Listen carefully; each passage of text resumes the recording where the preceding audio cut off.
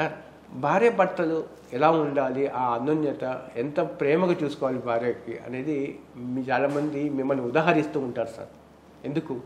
ఎందుకు వచ్చింది అసలు వాళ్ళకి ఆ ప్రశ్న? అంటే భార్యకి బాగలేకపోయినా కూడా ఒక దశలో బాగా చూసుకోవడము, చంటి పిల్లలాగా మీరు ఆమెని చూడడము. 1968లో నాకు మ్యారేజ్ అయింది. 73లో ఆ డెలివరీలో ఉన్నప్పుడు, డెలివరీ అయిన రోజులు 21 రోజులు ఎంత అంటారే, ఏదో 2 నెలలు ఏదో ఆ టైంలో మా అత్తగారు పోయింది. మరి నేను ఓర్పుగా ఉన్నాను. నన్ను అందరూ తిడతారు, ఏమైనా అటు మాట్లాడుతుంటే ఊరుకుంటావు ఏంటని. ఊరుకోక ఏం చేస్తాం?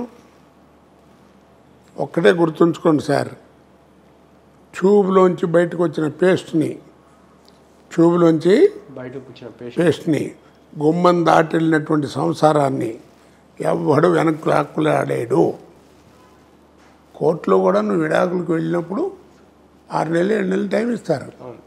ఆలోచించుకోండి, చక్క ఎందుకు విడిపోతారు, పిల్ల పాపలతో చక్క హాయిగా ఉండండి అని చెప్తారు. కాబట్టి మనం ప్రయత్నం చేస్తామే తప్ప వాళ్ళిద్దరి మధ్యన ఎవరికి తెలుస్తుందండి? భార్య భర్త మధ్యలో ఏం గొడవ ఉందని మనం ఏమైనా చూసామా? ఏదో ఇంగ్లీష్లో ఇప్పుడు కొత్తగా మాట్లాడుతుంటారు.